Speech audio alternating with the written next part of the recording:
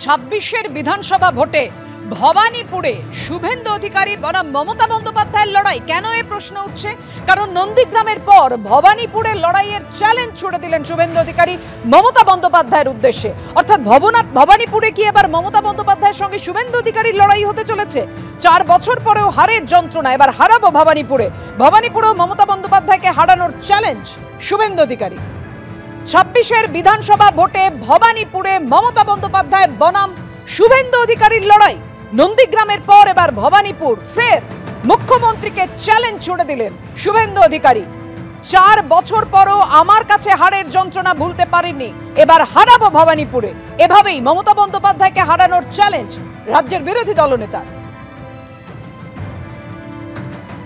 দিদি থেকে দিদিমা হয়ে যেতেন যদি নন্দীগ্রামের জনগণকে নিয়ে শুভেন্দু অধিকারী নন্দীগ্রাম আন্দোলন না করত। আপনি 4 বছর ধরে আপনার হারের যন্ত্রণা ভুলতে পারেননি। বড় বড় কথা, আপনাকে ভবানীপুরে হারাবো, আরো 5 বছর হারার যন্ত্রণা বয়ে বেড়াতে হবে। 21-এর পর 26-এ কি হতে চলেছে, বিশেষ করে ভবানীপুর কেন্দ্রে, তা নিয়ে ইতিমধ্যেই জল্পনা ছড়িয়েছে। কেননা শুভেন্দু অধিকারী যে চ্যালেঞ্জ ছুড়ে দিয়েছেন, ভবানীপুরে কি তাহলে লড়াই হতে চলেছে মমতা বন্দ্যোপাধ্যায় বনাম শুভেন্দু অধিকারী?